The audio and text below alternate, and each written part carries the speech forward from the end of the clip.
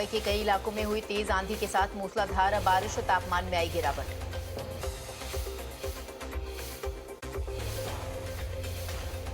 मूसलाधार बारिश के चलते मुंबई एयरपोर्ट पर भरा पानी, रनवे पर जल भराव की वजह से कई उड़ानें हुई प्रभावित।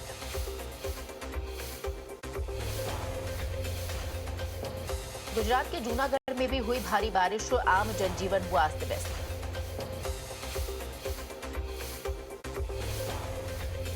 गुजरात के सीएम भूपेंद्र पटेल ने बारिश और आंधी को लेकर प्रभावित जिलों के डीएम के साथ की वीडियो कॉन्फ्रेंसिंग, अलर्ट मोड पर रहने और योजना बनाने के दिए निर्देश।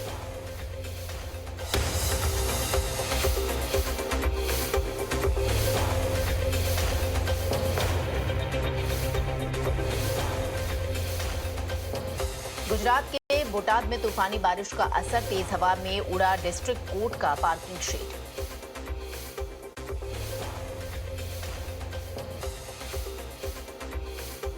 गुजरात के वलसाड में तेज बारिश और तूफान, गिरे बड़े बड़े ओले, शहर के कई इलाकों में भरा पानी।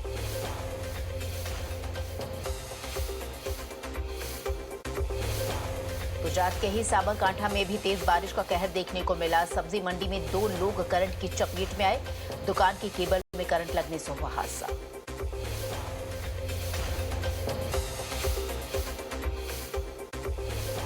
गुजरात में कई जगहों पर बारिश और तूफान का कहर देखने को मिला। गांधीनगर में डीजीपी कार्यालय के पास निर्माणाधीन इमारत के शेड्स गिरे।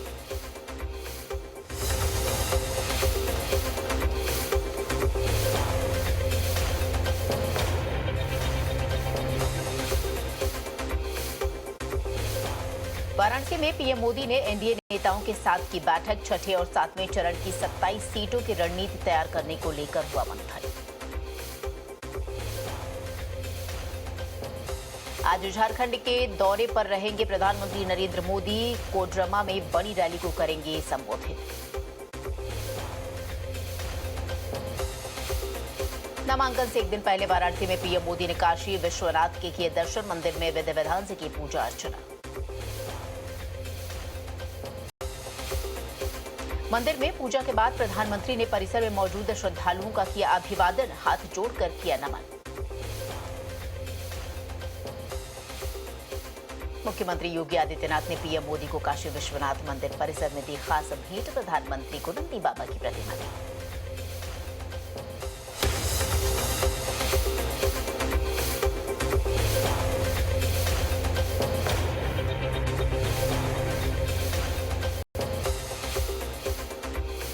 लोकसभा चुनाव के चौथे चरण में 10 राज्यों की 98 सीटों पर मतदान हुआ। चुनाव आयोग के मुताबिक 67.25% ये मतदान हुआ। अंतिम आंकड़ों में और बढ़ोतरी होगी। चौथे चरण में पश्चिम बंगाल में सबसे ज्यादा 75% से ज्यादा मतदान हुआ। श्रीनगर में 35% के करीब वोटिंग, यूपी में 56, बिहार में 54% वोट डाले गए। पीएम मोदी ने कहा, मैं उन लोगों को धन्यवाद देता हूं जिन्होंने कल वोट दिया। देश के हर हिस्से में एनडीए उम्मीदवारों को भारी समर्थन मिल रहा है। श्रीनगर में मतदान का आंकड़ा 37.93% पहुंचा। श्रीनगर के मतदाताओं ने तोड़ा साल 1998 का रिकॉर्ड। पश्चिम बंगाल के दुर्गापुर में बीजेपी प्रत्याशी दिलीप घोष के काफिले पर हमला किया गया। 2 गाड़ियों में की गई तोड़फोड़।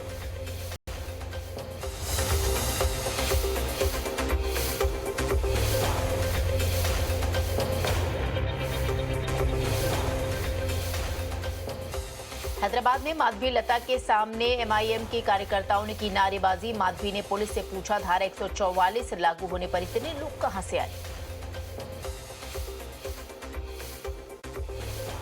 आंध्र प्रदेश के पालनाडु में मतदान केंद्र पर हमले को लेकर हुई हिंसक झड़प, रबर की गोलियां चली, पथराव भी हुए।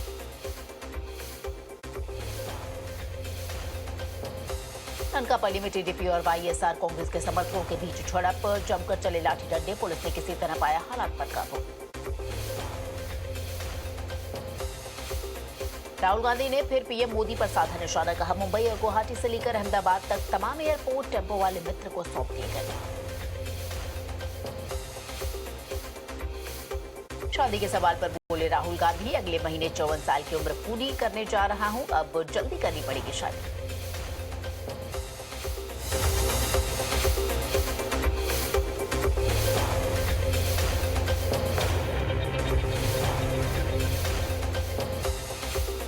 राहुल गांधी बोले 4 जून को रिजल्ट आते ही बनाएंगे देश के गरीबों की सूची। हर परिवार से एक महिला के नाम पर हर साल जमा होंगे 1 लाख रुपए।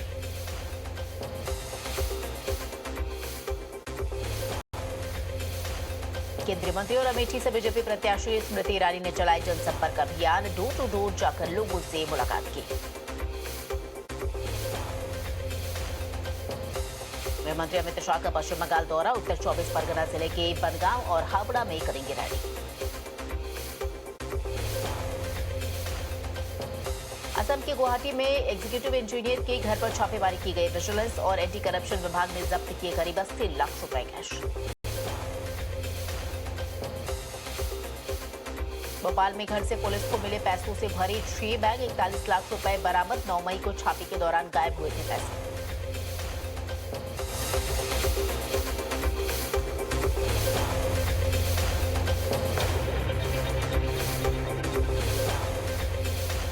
पीओके के मुजफ्फराबाद में सड़कों पर हजारों की तादाद में उतरे लोग। पाकिस्तान सरकार और आर्मी के अत्याचार का किया विरोध। पीओके में पाक रेंजर्स की गोलीबारी में 4 लोगों की जान भी गई। हजारों प्रदर्शनकारियों ने मुजफ्फराबाद की ओर मार्च किया।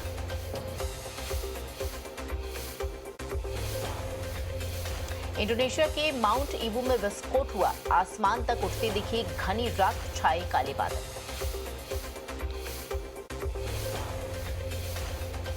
रूस के बेलगोरोड में यूक्रेन ने एक अपार्टमेंट को बनाया अपना निशाना। हमले में बुरी तरीके से क्षतिग्रस्त हुई पूरी इमारत।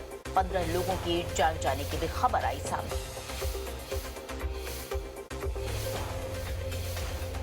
बेलगोरोड में हमले के बाद मलबा हटाते दिखे वहां के लोग। इमारत के बचे हुए हिस्से के ढहने का भी खतरा जताया गया। सामान के लिए एक-एक कर लोगों को बिल्डिंग के अंदर जाने की अनुमति।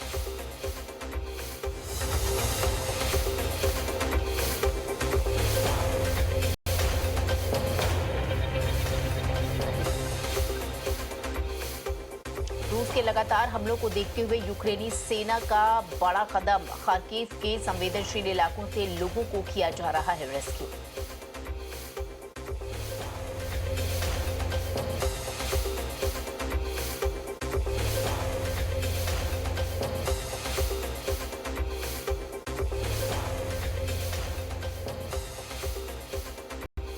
अमेरिकी विदेश सचिव ने इजरायल रक्षा मंत्री से फोन पर की बात। राफा पर हमले और बंधकों की रिहाई को लेकर की बातचीत।